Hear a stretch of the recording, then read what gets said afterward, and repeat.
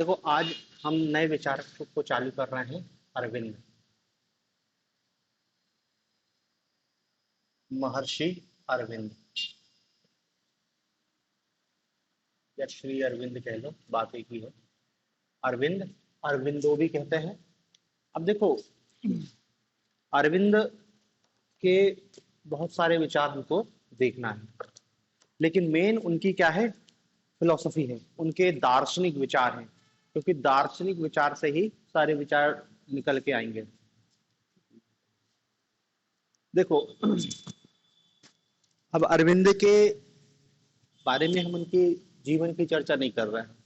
भाई, उनका एक इतिहास था। उनका एक इतिहास था, मतलब हम उसको इतिहास में पढ़ते हैं कि भाई अरविंद एक संभ्रांत परिवार के व्यक्ति थे, बहुत इंटेलिजेंट थे। आईसीएस का एग्जाम पास किया, लेकिन घुड़सवारी में फेल हो गए थे। वहां से मतलब लंदन में पढ़ रहे, फिर वहां से आए हैं यहाँ पर। यहाँ आके फिर वो क्या है, क्रांतिकारी गतिविधियों में संलग्न हो जाते हैं। बहुत क्रांतिकारी भाषण देते हैं। एक लेख लिखा था, new lamp for old. Bengal में क्रांतिकारी विचारधाराओं के मेन लीडर हो गए थे अरविंद। लेकिन फिर क्या है, एक बम षड्यंत्र में, एक बम षड्यंत्र, अलीपुर बम षड्यंत्र केस में इनका नाम आता है। नाम आने के बाद एक गिरफ्तार होते हैं। ये और इनका भाई दोनों गिरफ्तार होता है। इनको जेल में ही कहते हैं कुछ दिव्य अनुभूति होती है, रहस्यानुभूति, मिस्टिसिज्म। और उस रहस्य अनुभूति के पश्चात ये अपने राजनीतिक और सार्वजनिक जीवन से संन्यास ले लेते हैं और चले जाते हैं पौंडीचेरी। पौंडीचेरी इसलिए चले गए क्योंकि फ्रेंच टेरिटरी थी, अंग्रेज उन्हें का परेशान करेंगे। एक बार केस एक बार केस लग जाता तो आदमी परेशान करता ना, पुलिस हर कभी उठा के ले जा रही पुलिस। तो अरविंद भी समझ गए थे कि एक बार अपना नाम आ गया, चार्जशीट फाइल हो गई, बच तो अपन गए, सक्षम थे तो छूट गए। लेकिन उनका पुलिस हर कभी पकड़ेगी, इसलिए अंग्रेजों की पहुंच से बाहर हो जाओ। कहाँ चले गए? पौंडीचेरी फ्रेंच टेरिटरी थी और फ्रेंच अंग्रेज वैसे नहीं बनती, तो उन्होंने कहा वहां जाके वो ऑरेविल आश्रम की स्थापना करते हैं। और फिर एक आध्यात्मिक यात्रा रहती है उनकी, और उस आध्यात्मिक यात्रा में अपने कुछ वो विचार प्रस्तुत करते हैं। उन्हीं विचारों को हमको समझना है। इसके पहले का उनका जीवन क्या था, उससे हमें कोई मतलब नहीं। क्रांतिकारी गतिविधि किया था, उससे हमें कोई मतलब नहीं। पौंडीचेरी के ऑरिवल आश्रम की स्थापना के बाद वो जो कुछ किताबें लिख रहे हैं, अपनी कुछ दार्शनिक विचार देख रहे हैं, उन विचारों को हमको समझना है। तो देखो, एक तो सबसे पहले आपको अरविंद की किताब, कि अरविंद ने कौन कौन सी किताब लिखी है, और उनकी किताब में जो मेन चीज है, हमको सिर्फ उनके नाम याद रखना है। क्योंकि क्या है कि 3 नंबर में उनकी रचना ही पूछ सकता है कि अरविंद की 3 रचनाओं का नाम लिखो। तो देखो, 5-6 रचना याद कर लो। The life divine, life divine, synthesis of yoga, synthesis of yoga. तीसरी किताब है एसेस ऑन गीता,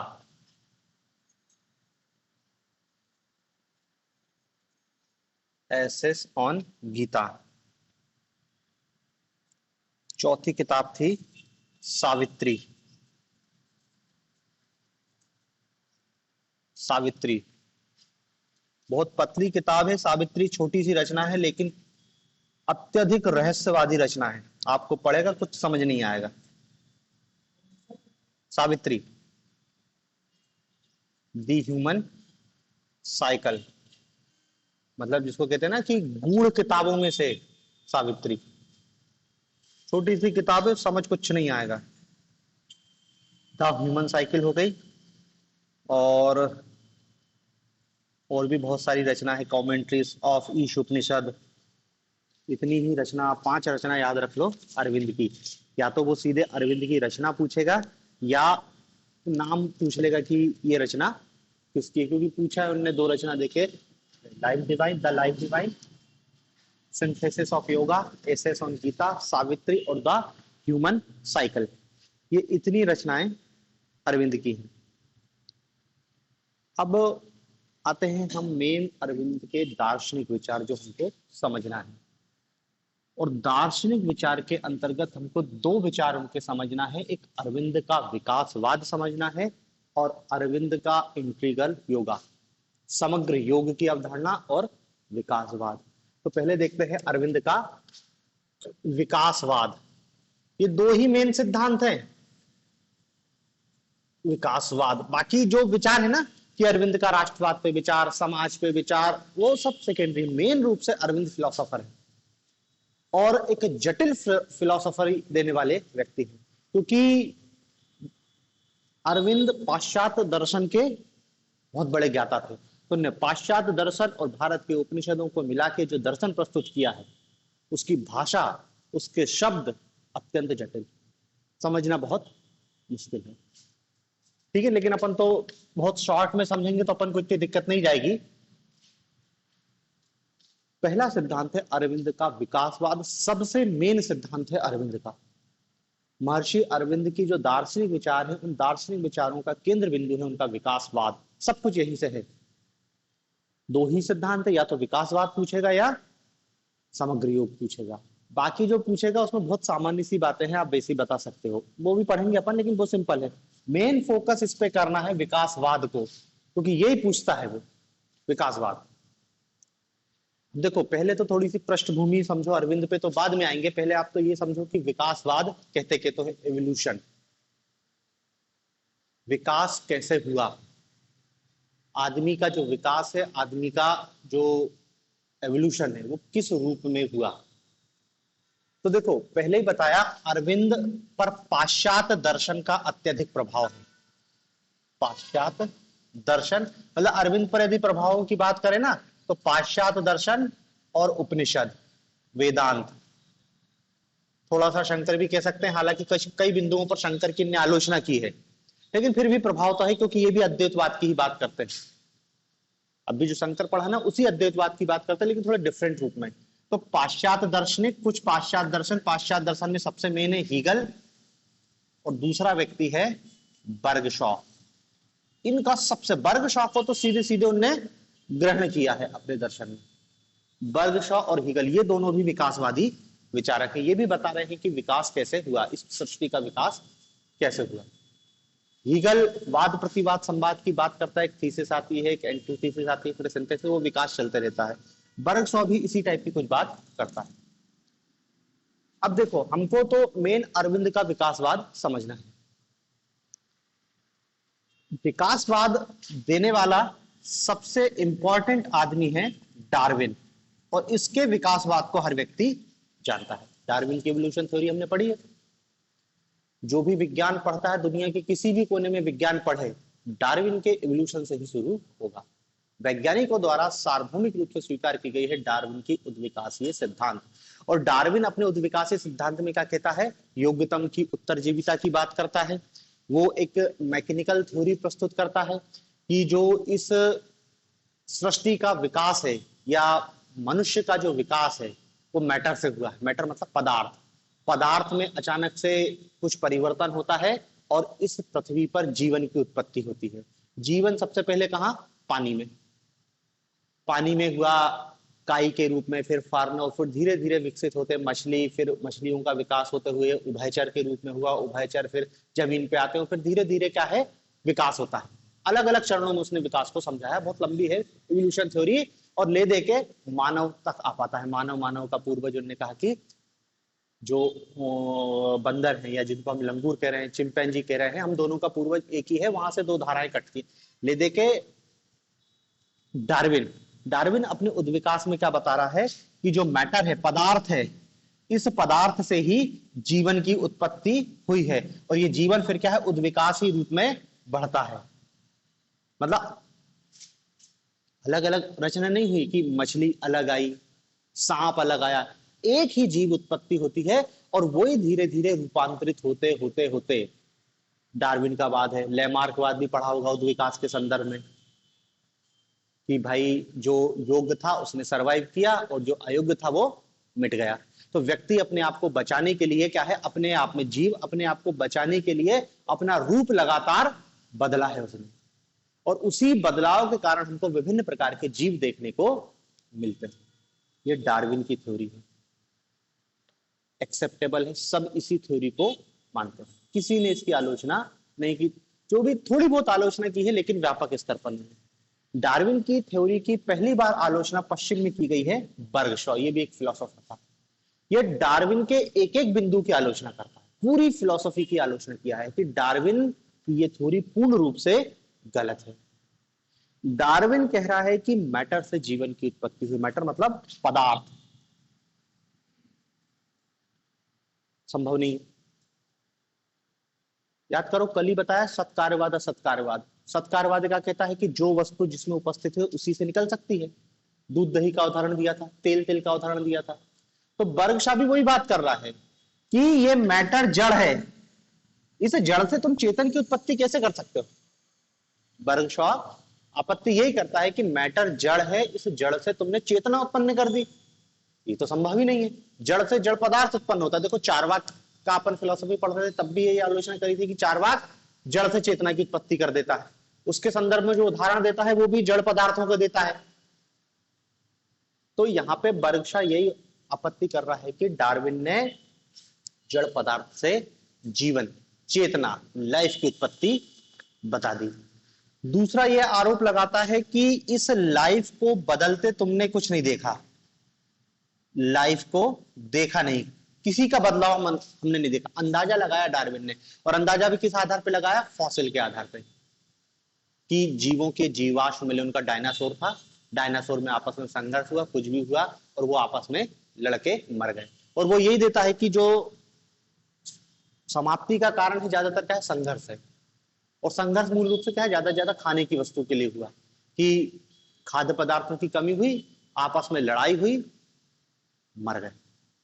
या फिर कुछ ऐसी घटनाएं हुई जिससे, प्राकृतिक घटनाएं हुई जिससे जीव का अंत हो गया। लेकिन बर्गशॉ यहाँ पे यह आपत्ति करता है कि खाने के संकट या खाद्य पदार्थों के संकट से संघर्ष हो, ऐसा कोई जरूरी नहीं है। हो सकता है कि भाई आपस में लड़ ली हो, वैसे भी भरा पेट आदमी भी तो लड़ता है ना, कि अब खाने का टेंशन दूर हो गया तो क्या करें, उनका लड़ो, हो सकता है उससे भी। तो हम कुछ फिक्स नहीं कह सकते। डार्विन जीवाश्म के आधार पर हर चीज को साबित नहीं कर सकता। डार्विन की इवोल्यूशन थ्योरी में बहुत सारे लिंकेज जुड़ते नहीं है। तो वो कह देता कि जैसे एक जीव का जीवाश्म मिला, उसके बाद जीवाश्म नहीं मिला, फिर कोई दूसरे जीव का जीव मिला, तो बीच में बोल देता है ये मिसिंग लिंक है, हमको मिला नहीं इसका जीवाश्म, लेकिन इसके बाद ये आया होगा और ऐसा। तो देखो आप तो बस इतना समझो, डार्विन का विकासवाद तो जानते हो, डार्विन के विकासवाद को चुनौती दी बर्गशॉ ने, पश्चिम का विचार है। अब इसी बर्गशॉ के विचारों को ग्रहण कर रहे हैं अरविंद, और अरविंद अब अपना विकासवाद दे रहे हैं। देखो हीगल की भी विकासवादी थ्योरी है, बर्गशॉ की भी है, डार्विन की भी है, विकास, उद्विकासी सिद्धांत। इन्हीं सबको मिला के, इसमें थोड़ा सा उपनिषद का तड़का लगा के अरविंद अपना विकासवाद प्रस्तुत कर रहे हैं कि नहीं, विकास ऐसे नहीं हुआ है। अरविंद कहते हैं कि यदि हमको विकासवाद को समझना है, देखो अभी आंसर के रूप में अपन लिखेंगे, अभी तो थोड़ा समझ लो कि विकासवाद में बताना क्या चाह रहा है अरविंद, क्योंकि नहीं तो कुछ समझ नहीं आएगा। अरविंद कहते हैं कि यदि हमको वास्तविकता को जानना है, हमको विकासवाद को समझना है, तो हमको दो चीजों को पूरी तरीके से खारिज करना पड़ेगा। दो चीजों, डबल नेगेशन, दो चीजों को खारिज करना पड़ेगा। एक विचारधारा क्या है कि एक विचारधारा है जिसको कहते हैं भौतिकतावादी, इसको पूरी तरीके से हमको खारिज करना है। भौतिकतावादी विचारधारा, इसको खारिज करना है। भौतिकतावादी विचारधारा क्या है, भौतिकतावादी विचारधारा क्या है, डार्विन। डार्विन जिसने मैटर से चेतना को उत्पन्न कर दिया,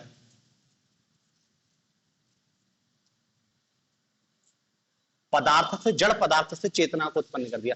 भाई भौतिकतावादी लोग केवल जड़ पदार्थ की सत्ता को मानते हैं, चार्वाक, कि जड़ पदार्थ थे और जड़ पदार्थों से ही चेतना की उत्पत्ति हुई है और इसी से पूरा संसार उत्पन्न हुआ है। और विज्ञान भी इसी चीज को मानता है, विज्ञान भी इसी चीज को मानता है। डार्विन की थ्योरी को ही हम विज्ञान में डार्विन की थ्योरी पढ़ाई जाती है ना तो हमको बर्गशॉ पढ़ाया जाता है, ना डार्विन पढ़ाया जाता है, क्योंकि साइंस भी इसी डार्विनवाद या भौतिकतावादी सिद्धांत को मानता है कि जो मैटर है इसी से चेतना या लाइफ की उत्पत्ति हुई है। डार्विन की थ्योरी भी यही है, सब कुछ यही है। लेकिन देखो अरविंद यहां पर इस सिद्धांत पर एक आक्षेप लगाते हैं कि आपका जो विज्ञान है, जो इस भौतिकतावादी सिद्धांत को मान रहा है, इसका प्रतिपादक है, इस विज्ञान ने अभी तक अंतिम सत्य को नहीं ढूंढ पाया। फाइनल ट्रूथ किसी भी संदर्भ में कोई भी सिद्धांत दिया, जैसे ग्रेविटी का सिद्धांत दिया, लेकिन ग्रेविटी के संदर्भ में आज भी खोजें चल रही हैं, अभी भी फाइनल ट्रूथ नहीं पता है। साइंस की कोई भी फील्ड, ना तो फिजिक्स कोई फाइनल ट्रूथ को पता कर पाई है, ना केमिस्ट्री पता कर पाई है, और ना ही बायोलॉजी पता कर पाई है। पहले तुमने कहा कि भैया पदार्थ सबसे छोटा अणु, अणु से मिलकर पदार्थ बनता है। फिर तुमने कहा कि अणु नहीं, अणु से छोटा भी है परमाणु। फिर परमाणु के भी अंदर चले गए तुम, उनका इलेक्ट्रॉन, प्रोटॉन, न्यूट्रॉन। फिर और उसके अंदर भी गए, और उसके अंदर चले जाते जा रहे हैं। अभी भी तुम फाइनल पर, मतलब अभी ऐसा नहीं कह पाए हैं किसी भी साइंटिस्ट की बस ये अंतिम है, इससे इसके आगे कुछ नहीं। तो अरविंद यही कह रहे हैं कि भौतिकतावादी जो सिद्धांत है उसका कोई भी क्षेत्र अपने अंतिम ज्ञान को प्राप्त नहीं कर पाया है। अरविंद ये कहते हैं कि ये कभी अंतिम ज्ञान तक पहुंच भी नहीं पाएंगे, कभी ये फाइनल ट्रुथ को प्राप्त नहीं कर पाएंगे। क्यों नहीं कर पाएंगे? क्योंकि विज्ञान का जो भी ज्ञान है वो इंद्रिय सापेक्ष है। इंद्रिय सापेक्ष विज्ञान का जो भी ज्ञान है वो इंद्रियों से होता है। साइंस तो इंद्रिय है ना, जो भी खोज हो रही है आदमी कर रहा है, आदमी देख रहा है, बस ये है कि उसमें मशीनों की सहायता ले रहा है, जो माइक्रोस्कोप से देख ले रहा है, लेकिन प्रत्यक्ष तो करना पड़ रहा है ना, बिना देखे वो कोई सिद्धांत नहीं दे रहा है। तो इंद्रिय सापेक्ष है पूरा ज्ञान, और इंद्रियां कभी भी हमको सही न्याय ज्ञान प्रदान नहीं कर सकती। मतलब इंद्रियां हमको भ्रमपूर्ण ज्ञान प्रदान भी कर सकती है, और ये बहुत स्पष्ट रूप से बहुत उदाहरणों से समझाया अपन ने कि इंद्रियां हमेशा सत्य ज्ञान प्रदान नहीं करती। इंद्रियों की सीमा नहीं है कि वो इस फाइनल ट्रुथ को जान पाए। अंतिम सत्य को जानना इंद्रियों के बस की बात नहीं है, और विज्ञान का ज्ञान पूरी तरीके से इंद्रियों के ऑब्जर्वेशन पर निर्भर है। और चूंकि इंद्रियां कभी भी हमको सही ज्ञान प्रदान नहीं कर पाएंगी, मतलब फाइनल ट्रुथ जैसा अंतिम सत्य प्रदान नहीं कर सकती, इसलिए विज्ञान कभी भी इस अंतिम सत्य, किसी भी चीज के अंतिम सत्य को नहीं जान सकता। किसी भी चीज के, ना तो देखो पदार्थ के अंतिम सत्य तक पहुंचा है अभी, और ना ही किसी और चीज के अंतिम उनने कुछ नहीं कहा है। हमेशा कह रहा है कि हाँ अभी तक के लिए, भाई साइंस का तो यही नहीं कि अभी तक के लिए ये सही है, हो सकता है आने वाले समय में खोज चल रही कुछ और हो जाए तो पुरानी चीज को खारिज करना पड़ेगा। बहुत सारे साइंस के पुराने सिद्धांतों को खारिज किया गया है, जिनको एक समय मान्यता दी गई थी उनको खारिज कर दिया गया। तो अरविंद कह रहे हैं ये सही नहीं है। डार्विन जो बता रहा है कि मैटर से चेतना की उत्पत्ति हुई, ये भी संभव नहीं है। अरविंद डार्विन की थ्योरी पर भी प्रश्न चिन्ह करते हैं कि डार्विन कह रहा है कि जो जीवों की उत्पत्ति हुई है वो एक जगह से हुई है, और फिर धीरे धीरे उद्विकास हुआ है और मनुष्य के रूप में पैदा हुआ। तो अरविंद ये कहते हैं कि यदि उद्विकासी सिद्धांत सही है तो ये उद्विकास रुकना नहीं चाहिए। तो क्या साइंटिस्ट कोई भविष्यवाणी कर सकते हैं कि आने वाले समय में हमको इस उद्विकासी क्रम के रूप में कौन से नए जीव दिखाई देंगे, या ये कह सकते हैं कि मनुष्य में क्या परिवर्तन भविष्य में दिखाई दे सकता है? क्या कोई, भाई पिछले 4-5 हजार साल का जो इतिहास है उसमें हमको मनुष्य एक सा ही दिखाई दे रहा है। तो अरविंद यही कह रहे हैं कि क्या उद्विकासीय विचारधारा के समर्थक ये बता सकते हैं कि आने वाले समय में कैसा उद्विकास होगा? क्योंकि उद्विकास तो लगातार हो रहा है। योग्यतम की उत्तरजीविता है, जो योग्य है वही बचेगा, और अपने आप को जो अनुकूलित कर लेगा वही जिंदा रहेगा। तो किसी भी जानवर, मनुष्य का छोड़ दो, किसी भी जानवर या किसी भी जीव के संदर्भ में क्या भविष्यवाणी कर सकते हैं कि ऐसा उद्विकास होगा? नहीं कर सकते।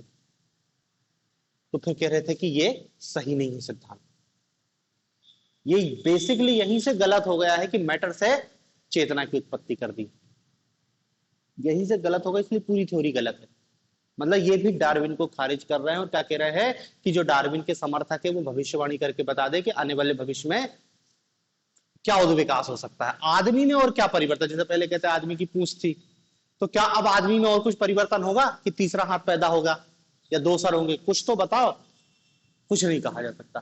तो वो कह रहे हैं कि देखो, एक तो हमको इस भौतिकतावादी सिद्धांत इसको खारिज करना होगा। जब तक तुम इसको खारिज नहीं करोगे तुम फाइनल ट्रुथ को नहीं समझ पाओगे। फिर दूसरी एक और विचारधारा जिसको खारिज करना पड़ेगा वो है आत्मावादी। आत्मावादी, आत्मावादी विचार। आत्मावादी विचार क्या कहते हैं? ये लोग पदार्थ, मैटर को नहीं मानते। पदार्थ सत्य नहीं है, चेतना सत्य है। चेतना कह लो, आत्मा कह लो, चेतना सत्य है। चेतना का ही अस्तित्व है, पदार्थ का कोई अस्तित्व नहीं है। मतलब ये लोग चेतना, या इसको भारतीय संदर्भ में कहे आत्मा, आत्मा की ही सत्ता मानते हैं और जड़ पदार्थ की सत्ता को खारिज कर देते हैं। अरविंद कहते हैं ये भी गलत है। यदि तुम जड़ पदार्थ की सत्ता को स्वीकार नहीं करोगे तो भी विकासवाद संभव नहीं है, क्योंकि जड़ और चेतन दोनों ही एक है। जैसे शंकर अभी पढ़े, शंकर भी क्या है, ब्रह्म की सत्ता को स्वीकार कर रहे हैं और सबको खारिज कर दे रहे हैं। यहाँ पे ये कह रहे हैं कि चेतना जो लोग मानते हैं उनकी सबसे बड़ी ये गलती है कि उन्होंने मैटर को खारिज कर दिया, जबकि ये चेतना है ये मैटर में ही रहती है। जैसे हमारा शरीर, शरीर तो पदार्थ है ना, जड़ पदार्थ है, इसके अंदर चेतना है। तो यदि तुम इस शरीर को नहीं मानोगे, कहोगे कि हम केवल आत्मा को मानेंगे, तो भी संभव नहीं है, क्योंकि आत्मा जो कुछ भी कर रही है वो शरीर के माध्यम से ही कर रही है। समझ रहे ना अरविंद क्या कहना चाह रहे हैं? कि शरीर जो भी कर रहा है वो इस आत्मा के माध्यम से, आत्मा जो भी कर रही है शरीर के माध्यम से ही कर रहा है। आत्मा अपने आप में कुछ नहीं कर सकती बिना। तो वो ये समझा रहे हैं कि बिना जड़ पदार्थ के चेतन भी कुछ नहीं है। और जिन लोगों ने इस सिद्धांत को माना वो मैटर को खारिज कर दे रहे हैं, और उसका परिणाम ये हुआ है कि उनका भौतिक विकास रुक गया है। भारत की बात कर रहे हैं कि भारतीय लोगों ने कहा आत्मा को ही परम सत्य मान लिया और मैटर को स्वीकार नहीं किया, और उसका परिणाम ये हुआ कि जो चीज 2-3 हजार साल पहले हो सकती थी आज तक नहीं हो पाई। भाई 15वीं शताब्दी में हो सकता था, यूरोप में इंडस्ट्रियलाइजेशन हुआ, 16वीं शताब्दी में इंडस्ट्रियलाइजेशन भारत में हो सकता, लेकिन नहीं हुआ भारत में, क्योंकि भारत में जड़ पदार्थ की सत्ता ही को नहीं मान रहे, सत्ता केवल आत्मा की सत्ता को मान रहे हैं। तो वो कह रहे हैं कि हमको इन दोनों को खारिज करना पड़ेगा, ना तो ये सही है ना ये सही है। देखो ये भी शंकर के अद्वैत वेदांत उपनिषदों पर ही है। जो अद्वैतवाद है दो लोगों ने बढ़ाया है आगे, एक अरविंद और दूसरे आएंगे विवेकानंद। विवेकानंद भी इसी टाइप की बात करेंगे। बस अंतर दोनों में इतना है कि अरविंद ने जो बहुत कठिन रूप में समझाया, विवेकानंद ने बहुत सरल रूप में समझा दिया। लगभग बात वेदांत की ही करेंगे, दोनों ही वेदांत की बात करेंगे, लेकिन अरविंद उसको बहुत जटिल रूप में बताते हैं और विवेकानंद उसको बहुत सरल रूप में बता देते हैं। ठीक है ना? तो देखो अरविंद अपने विचारधारा के संदर्भ में ये कह रहे हैं कि हमको जड़ और चेतन, इसके इन दोनों विवादों को खारिज करना पड़ेगा। चेतना मैटर से ही उत्पन्न हुई है, लेकिन ये चेतना मैटर में पहले से विद्यमान थी। इस मैटर के अंदर चेतना पहले से, जब पहली बार जीवन की उत्पत्ति हुई तो जीवन की उत्पत्ति जड़ पदार्थ से हुई है, लेकिन उस जड़ पदार्थ के अंदर चेतना पहले से विद्यमान थी। और उसी जड़ पदार्थ में चेतना, वो जड़ पदार्थ धीरे धीरे क्या है, ऑर्गेनाइज हो रहा है अंदर ही अंदर, और एक दिन चेतना का उसमें से विस्फोट हो जाता है, और वहीं से फिर क्या है, जीवन की उत्पत्ति हुई, और वही विकासवाद है। मतलब मैटर के, देखो मैटर से चेतना है, लेकिन ये चेतना पहले से मैटर में विद्यमान थी, वही सत्कार्यवाद जैसा सिद्धांत। यदि मैटर में चेतना नहीं होगी तो मैटर से कभी भी चेतना उत्पन्न नहीं हो सकती। ठीक है ना? तो मतलब देखो ये अरविंद अपने विकासवाद के संदर्भ में डार्विन को खारिज करते हैं और पश्चिम के विचारकों के हिसाब से एक नया विकासवाद, लेकिन इनका विकासवाद पश्चिम के विकासवाद से भी अलग है। बर्गशॉ और ये जो लोग पढ़ रहे हैं ना, इनसे इन्हें प्रेरणा जरूर की, लेकिन इनका अपना विकासवाद पूरी तरीके से मौलिक है। क्योंकि देखो जितने भी विचारक हैं सबने क्या है, विकास, एवोल्यूशन को समझाया है। ऐसा विकास हो रहा है, जड़ पदार्थ से आई चेतना और चेतना विकसित होते होते इस रूप में आई है, मानव के रूप में। अरविंद अपोजिट भी बता रहे हैं। विकास के साथ साथ प्रतिविकास, डाउनवर्ड भी बता रहे हैं कि कैसे जो परम सत है वो जड़ में आता है और कैसे यही जड़ धीरे धीरे परम सत के रूप में ट्रांसफर, मतलब विकास प्रतिविकास दोनों एक साथ चलता है। तो उनका जो विकासवादी सिद्धांत है वो आरोहण और अवरोहण दोनों को बताता है, विकास भी है और प्रतिविकास भी है। जड़ पदार्थ से चेतना और चेतना होते होते होते क्या, परम सत ब्रह्म तक जाएगी और वही ब्रह्म फिर क्या है, जड़ पदार्थ के रूप में। तो मतलब ये भी एक प्रकार का अद्वैतवादी हो गया, अद्वैतवाद हो गया ना, दो नहीं है, जड़ और चेतना दो नहीं, दोनों एक ही हैं, जड़ भी सत है और चेतना भी सत है। शंकर और उनमें अंतर यही है कि शंकर ने केवल ब्रह्म की सत्ता को स्वीकार किया है और अरविंद क्या कहेंगे, नहीं, ब्रह्म के साथ साथ उनको जड़ पदार्थ की सत्ता को भी स्वीकार करनी पड़ेगा, कोई जगत भी सत मानना पड़ेगा। इसलिए ये सब कहलाता है नव्य वेदांती, विवेकानंद नव्य वेदांती, क्योंकि थे तो ये भी वेदांती ही, लेकिन जड़ पदार्थ की सत्ता को भी स्वीकार करेंगे। तो देखो ये थोड़ा सा तुम्हारे दिमाग में मैंने अरविंद की पृष्ठभूमि बनाई है कि अरविंद कहना क्या चाह रहे हैं, अरविंद करना क्या चाह रहे हैं। तो याद रखना, विकासवाद, डार्विन, डार्विन के अपोजिट, डार्विन को खारिज करना है उनको, ठीक है। अब इसको मैं बताता हूं हम आंसर के फॉर्म में कैसे लिखेंगे। हमको तो ले दे के आंसर ही लिखना है।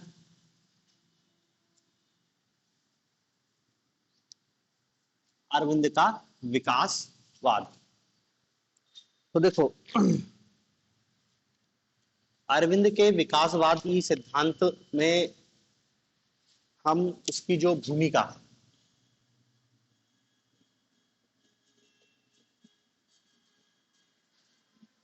भूमिका यही बताएंगे कि अरविंद जो है वो अद्वैतवादी दार्शनिक है। ऐसा अरविंद का दर्शन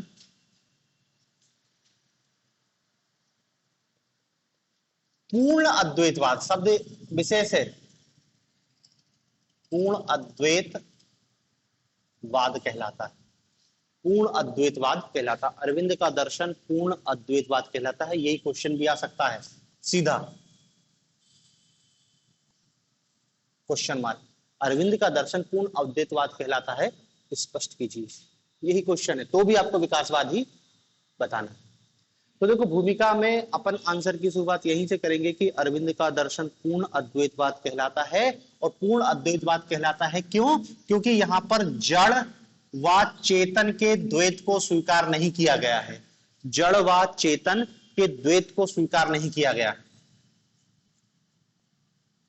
द्वैत को स्वीकार नहीं किया गया, जड़ और चेतन के द्वैत को स्वीकार नहीं किया गया है, बल्कि क्या बोला गया है कि जड़ और चेतन दोनों में अंतर्निहित एकता है, अंतर्निहित एकता है, जड़ और चेतन में अंतर्निहित एकता है। ठीक है, ये आपका इंट्रोडक्शन हो जाएगा कि अरविंद का जो दर्शन है वो पूर्ण अद्वैतवाद कहलाता है। यहाँ जड़ और चेतन के द्वैत को स्वीकार नहीं किया गया है, जैसे शंकर ने स्वीकार किया है जड़ अलग है चेतन अलग और केवल चेतना की सत्ता है ब्रह्म।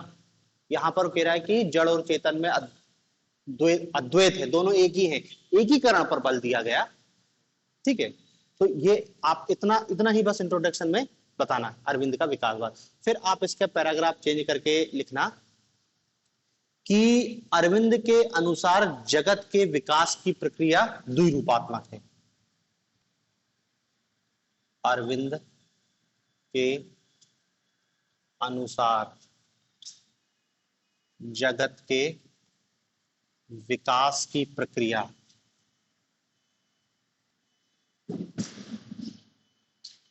जगत के विकास की प्रक्रिया द्विरूपात्मक है।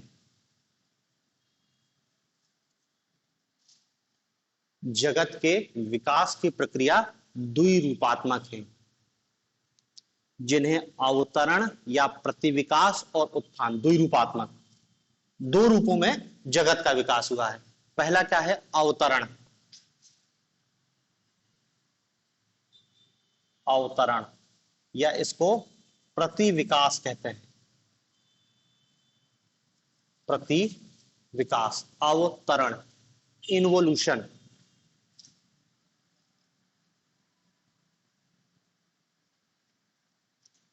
प्रति विकास। और दूसरा है एवोल्यूशन, विकास, उत्थान कह लो, विकास कह लो, या इवोल्यूशन। दो रूपों में हुआ है।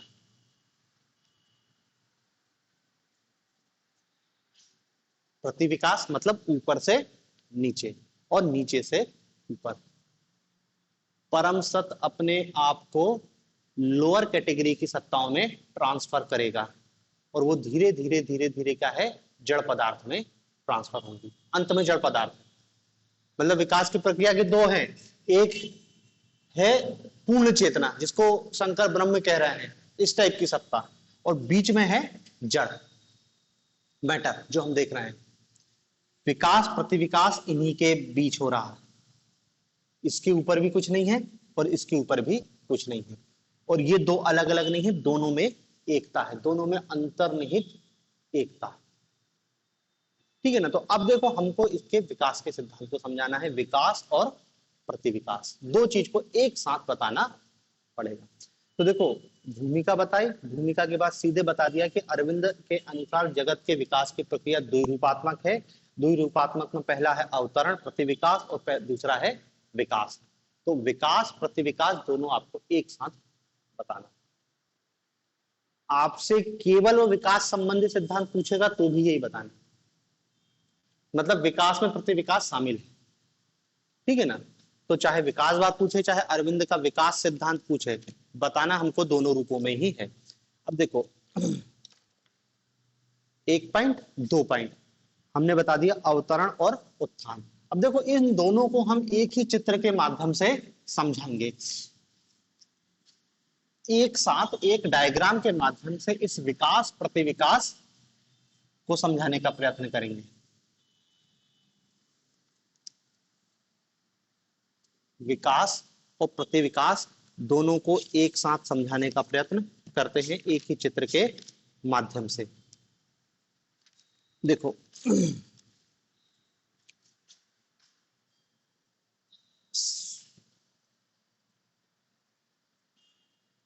सत्य, एग्जिस्टेंस,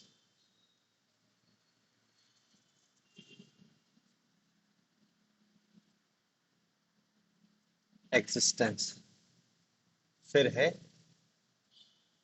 चिद, ये इसको चेतना भी कह सकते हो, फिर है आनंद, सदचिद आनंद, फिर है अतिमानस, अतिमानस, फिर है मानस, फिर है मन, फिर है प्राण तत्व, और फिर है भूत तत्व। भूत तत्व मैटर, और प्राण तत्व मतलब लाइफ, मानस माइंड। ठीक है ना।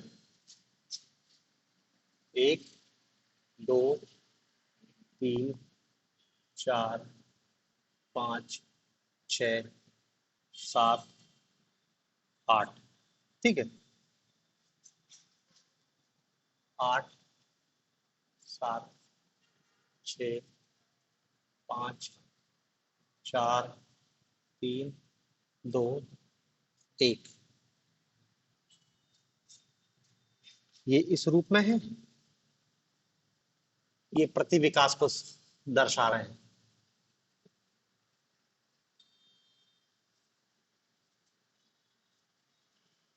और ये विकास को समझा रहे हैं।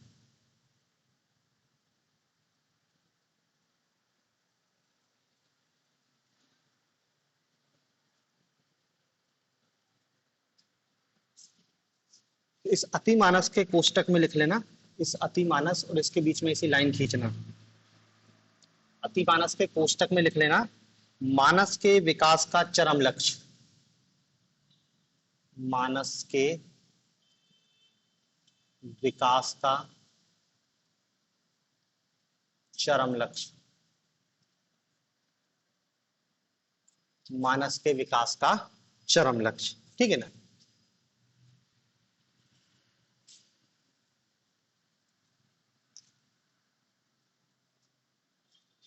ये दो हिस्से हो गए। ऊपर वाला जो हिस्सा है ये कहलाएगा उच्चतर गोलार्ध, उच्चतर गोलार्ध, और ये है निम्नतर गोलार्ध, निम्नतर गोलार्ध। क्योंकि ये पूरी इसको उनने ऐसा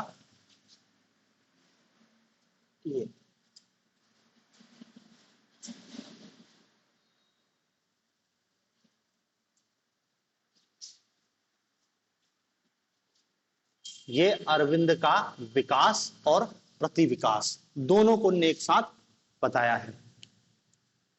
विकास हो रहा है, विकास कैसे, मैटर, मैटर से लाइफ, लाइफ से मन, मन से मानस, मानस से अतिमानस, फिर आनंद, फिर चित्त, और फिर सत, सत मतलब एग्जिस्टेंस, वही ब्रह्म की जैसी स्थिति। फिर ब्रह्म का ही प्रतिविकास होता है, डाउनवर्ड मूवमेंट होता है, वो सत से चित्त में अभिव्यक्त होता है, चित्त से आनंद में अभिव्यक्त होता है, आनंद से अतिमानस में अभिव्यक्त होता है, अतिमानस से मानस, मानस से मन, मन से प्राण तत्व, और प्राण तत्व से भूत तत्व। ये प्रतिविकास है। तो देखो दोनों को अरविंद ने एक साथ समझाया है।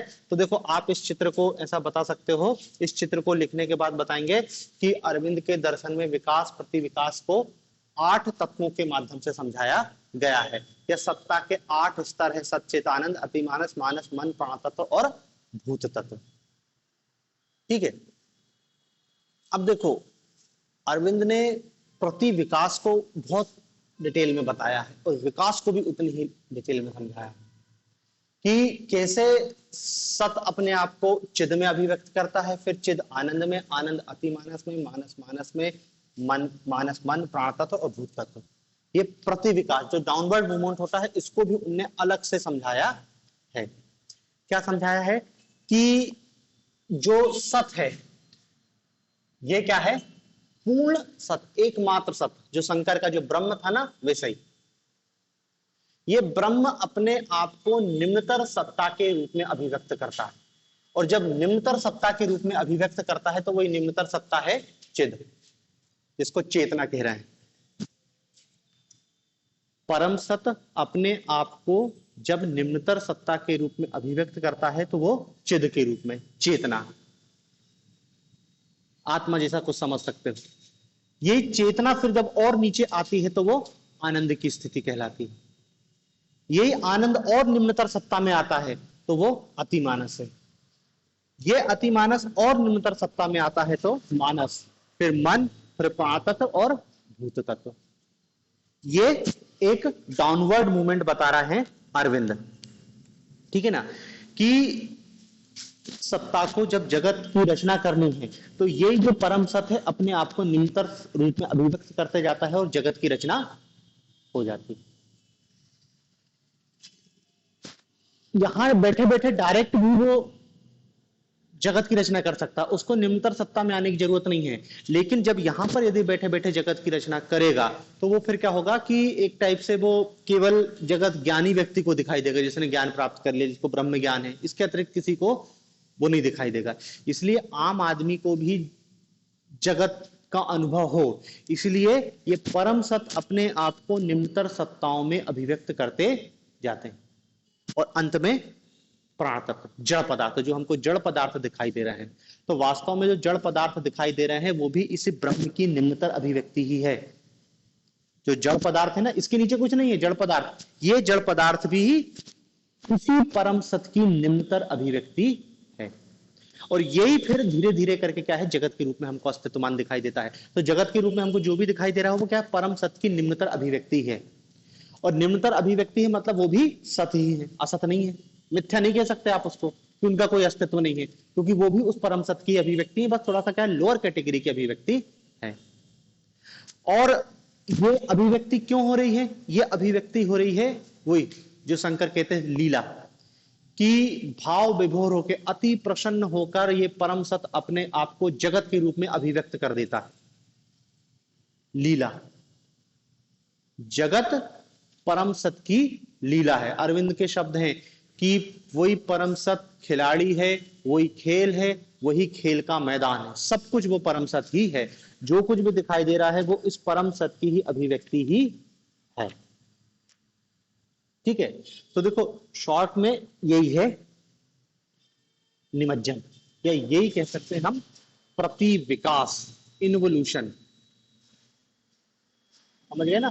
देखो बहुत ज्यादा तो हमको लिखना नहीं है, ऐसा तो है नहीं कि हमको 2 पेज केवल प्रति विकास पे लिखना है। हमको तो 2 पेज में अरविंद का विकासवाद समझाना, तो देखो 1 पेज तो आपको ये चित्र ही ले लेगा। इसको बनाना बहुत जरूरी है, एज इट इज बनाना बहुत जरूरी है। इसके बाद जो अगला पेज बचेगा उसमें हमको विकास प्रति विकास दोनों समझाना है, तो हम बहुत शॉर्ट में रखेंगे। तो देखो हमने क्या बताया, हमने यही लिखा है ना कि अरविंद के अनुसार विश्व की प्रक्रिया 2 ही रूपात्मक है, एक है अवतरण और एक है आरोहण, मतलब वही एक है इवोल्यूशन और एक है इन्वोल्यूशन। तो पहले हमने क्या बता दिया, पतन बता दिया। आप पहले हेडिंग डाल देना प्रति विकास। प्रति विकास में क्या बता देना कि परम सत्ता अपने आप को निम्नतर सत्ताओं के रूप में अभिव्यक्त करती है, और वो निम्नतर सत्ता सत्यचेत आनंद अतिमानस मानस मन और प्राण तत्व के रूप में होती है। प्रति विकास। अब देखो डिटेल में लिखोगे तो प्रति विकास का कारण भी बताना पड़ेगा कि क्यों प्रति विकास हो रहा है। तो प्रति विकास होने का कारण वही है कि परम सत्य अपने आप को अभिव्यक्त कर रहा है, लीला है उसकी, आनंद की स्थिति है वो, और उस भाव विभोर होकर उस जगत की रचना कर रहा है। अपने आप को निम्नतर में क्यों अभिव्यक्त कर रहा है, ताकि सब लोग उसकी इस सत्ता को देख सकें। नहीं तो केवल यही बैठे बैठे यदि वो जगत रचता, मतलब अपने से नहीं किसी दूसरे से, तो फिर निम्नतर व्यक्ति इसकी सत्ता को नहीं देख पाएंगे। तो मतलब देखो बहुत शॉर्ट में हमको प्रति विकास को बता देना है। 4 लाइन लिखना है प्रति विकास में, 4 से भी कम लिखोगे तो भी चलेगा कि परम सत्य अपने आप को निम्नतर सत्ताओं के रूप में अभिव्यक्त करता है, और यही प्रति विकास है। और ये क्रम लिख देना, ये आप क्रम लिख देना डेस्क लगा लगा के कि सत्य से लेके भूत तत्व तक, ये अरविंद का प्रति विकास है। अब उसके डिटेल में और मत जाना कि इस प्रति विकास को क्यों किया गया है, वो फिर है ये लीला लीला लिखनी पड़ेगी आपको, इतना है। फिर पैराग्राफ चेंज करके फिर अगली हेडिंग डाल देना क्या, विकास, कि विकास कैसे हुआ। तो विकास में फिर अपन क्या है, उल्टी गिनती चालू कर देंगे। उल्टी गिनती चालू कर देंगे क्या है कि जो भूत तत्व है, मैटर है, ये अपने आप को उच्चतर शक्तियों के रूप में अभिव्यक्त करता है, और यहीं से विकास प्रारंभ हो जाता है। जो निम्नतम स्तर की सत्ता है भूत तत्व, ये अपने आप को क्या है, उच्चतर रूपों में विकसित करने का प्रयास करेंगे, और यहीं से क्या है, ये विकास की प्रक्रिया चालू हो जाएगी। इस विकास की प्रक्रिया में से मैटर से सबसे पहले प्राण तत्व आएगा, प्राण तत्व से मन आएगा, और मन से मानस आएगा, फिर ये मानस से अतिमानस, आनंद और वो विकास 1 2 3 4 8 तक जाएगा विकास। इतना विकास में बताओगे कितना, कि निम्नतर सत्ता या भूत तत्व अपने आप को उच्चतर सत्ताओं में अभिव्यक्त करने का प्रयास करेगा, और उसी अभिव्यक्ति के क्रम में भूत तत्व प्राण तत्व में, प्राण तत्व मन में, और मन मानस में कन्वर्ट होंगे। फिर पैराग्राफ चेंज करोगे। अरविंद का विकासवाद यह बताता है कि विकास अभी तक यहां तक हुआ है, केवल मानस तक, अति मानस तक कोई नहीं पहुंचा है, यहीं तक विकास हुआ है। भूत तत्व ने अपने आप को प्राण तत्व, मतलब मैटर से चेतना की उत्पत्ति हुई, मैटर से चेतना की उत्पत्ति हुई, इस चेतना ने फिर क्या है, मन और मानस, मतलब मनुष्य, आदमी, यहां तक का विकास हो चुका है। आरोहण की यह प्रक्रिया एक प्रकार से मानस तक की स्थिति तक पहुंच चुकी है, लेकिन मानस के ऊपर नहीं पहुंची है। मानस के ऊपर पहुंचने के लिए क्या है, हमको विशेष प्रयास करने पड़ेंगे। हमारी जो भी शिक्षा पद्धति है, हमारा जो भी ज्ञान है, तर्क है, हम केवल यहां तक पहुंच सकते हैं, इसके आगे नहीं पहुंच सकते। इस मानस से अति मानस तक पहुंचने के लिए जरूरत है समग्र योग की।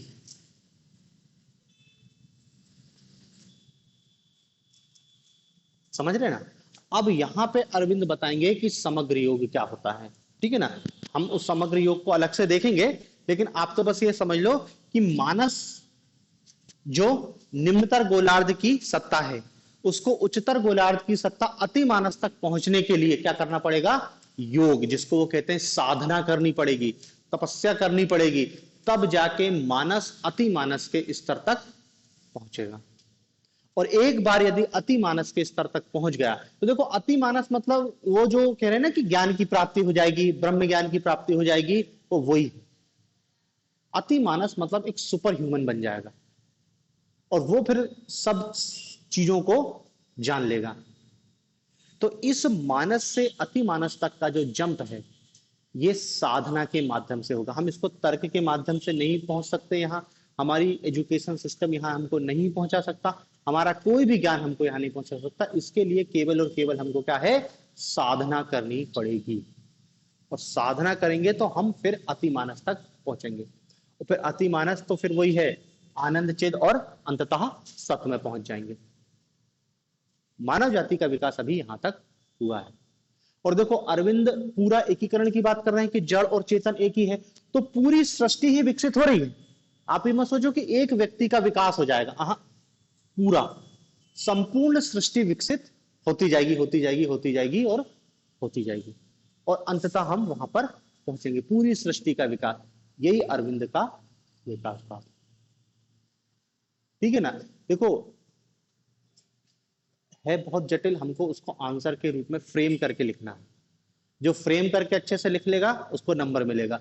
अब तुमको भले अरविंद का विकासवाद ना पता हो, लेकिन तुमने आंसर में जो चीज दिखानी थी वो दिखा दी, आपको नंबर मिल गया। अरविंद के विकासवाद हमने पहले क्या है?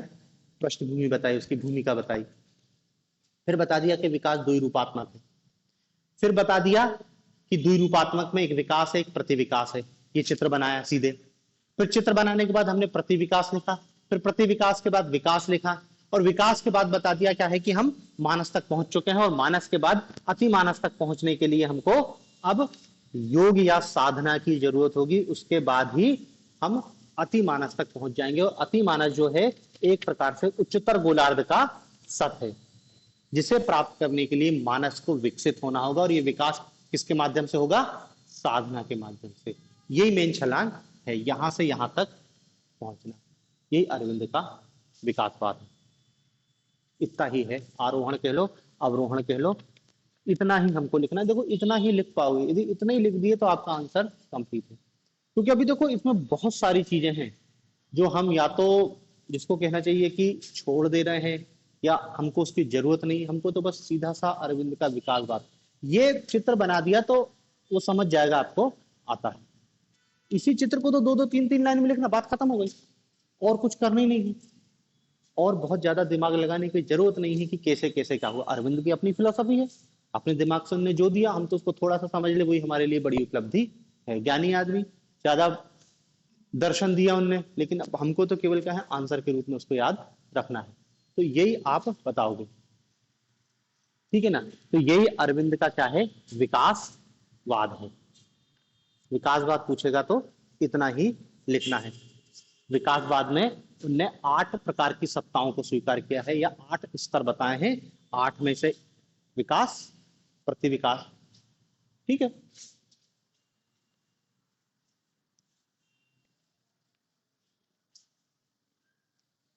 अब देखो, ये तो अरविंद के विकासवाद को समझना, ठीक है ना? इसमें लेकिन देखो, 3 नंबर में क्वेश्चन पहले भी पूछा गया है, सीधे पूछ सकता है अति मानस क्या है।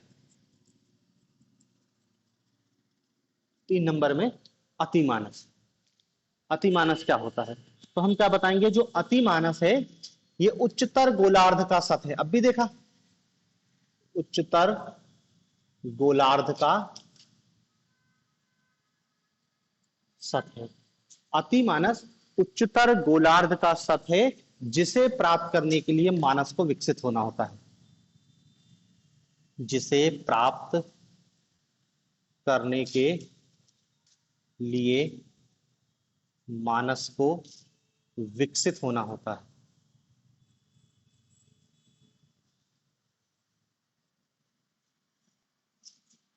ठीक है ना? मानस, मानस विकसित होकर अति मानस जाएगा। तो 3 नंबर में यही लिखना है कि उच्चतर गोलार्ध का सत्य है जिसे प्राप्त करने के लिए मानस को विकसित होना पड़ेगा, और यह अति मानस उच्चतर एवं दिव्य चेतना है। उच्चतर एवं दिव्य चेतना है, उच्चतर एवं दिव्य चेतना है, ठीक है ना। और सीधे सीधे बता देंगे कि ये उच्चतर विकास का अंतिम गंतव्य है, क्योंकि देखो अति मानस के बाद तो क्या है, आनंद की स्थिति वही सच्चिदानंद।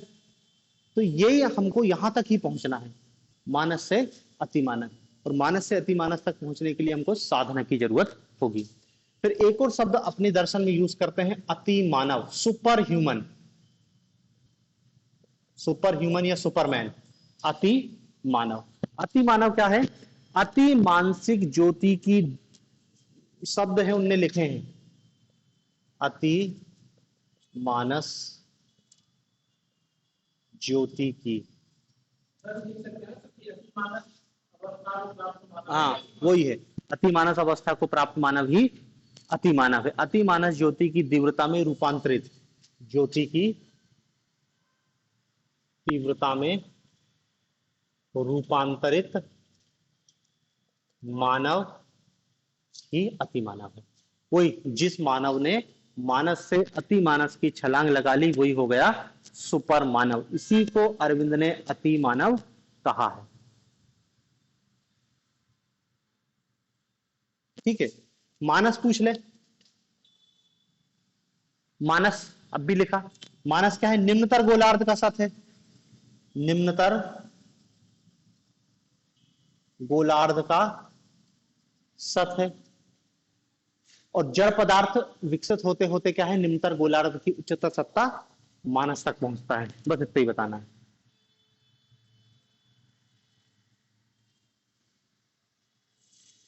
निम्नतर गोलार्ध का सत है, और एक लाइन और उसमें लिख देना, यह संभावनापूर्ण सत्ता है, संभावनापूर्ण सत्ता है। संभावनापूर्ण समझ गए ना, क्योंकि ये जंप लगा सकता है, इसलिए इसको कहा है संभावनापूर्ण सत्ता।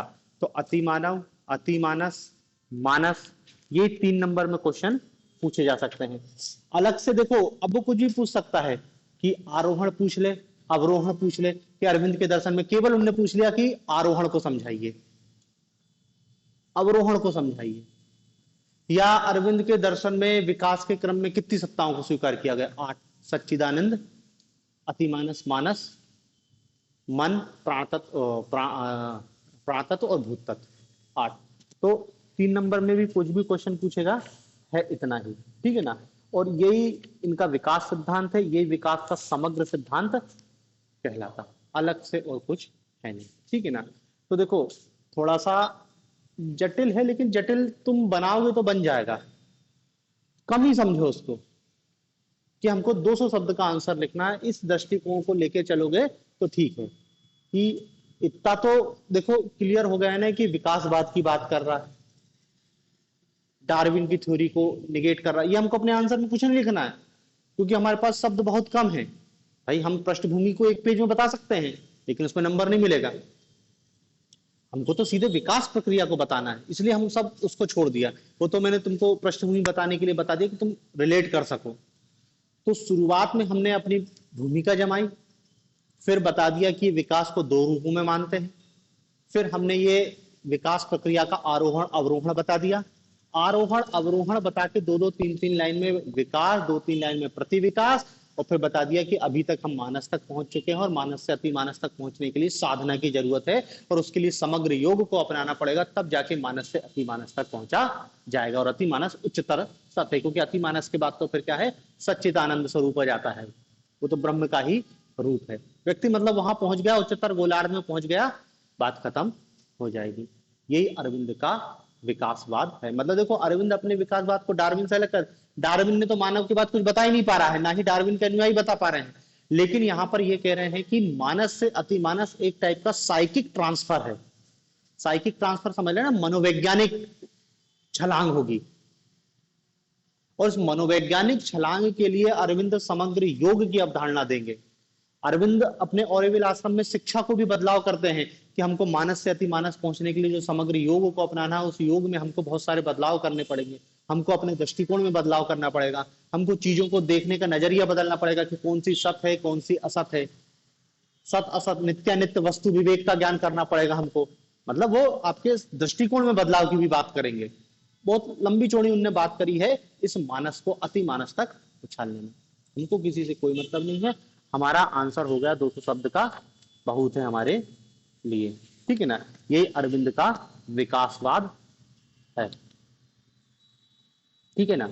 अब इसका इनका दूसरा मेन सिद्धांत है संपूर्ण योग। देखो दो ही फिलोसफी में दो ही सब महत्वपूर्ण सिद्धांत हैं, विकासवाद और संपूर्ण योग। यदि ये दो कर लिए तो फिर बाकी तो सरल है, बाकी तो कुछ नहीं है। आप एक बार पढ़ोगे और मन से लिख सकते हो, उसमें ज्यादा परेशानी नहीं है। बस इसको थोड़ा सा अच्छे से कर लेना, क्योंकि ये इसी से रिलेटेड 3 नंबर में पूछेगा तो भी इसी से रिलेटेड पूछेगा। कभी मानस, कभी अति मानस, कभी सत्ता के स्तर पूछ लेगा, इसी से पूछ रहा है। या फिर संपूर्ण योग वो भी पूछा गया है, बाकी के विचारधारा कम पूछ रहा है वो। तो ये दो ही मेन है, और ये दो ही थोड़े से जटिल लगते हैं तो आदमी इन दो को छोड़ के और पूरा अरविंद पढ़ लेता है कि अरविंद का राष्ट्रवाद, अरविंद का समाज के विचार, अरविंद के राजनीतिक विचार, वो पेपर में पूछ ही नहीं रहा। वो केवल और केवल फोकस कर रहा है विकासवाद और समग्र योग। तो ये विकासवाद हो गया, समग्र योग को अब कल देखेंगे।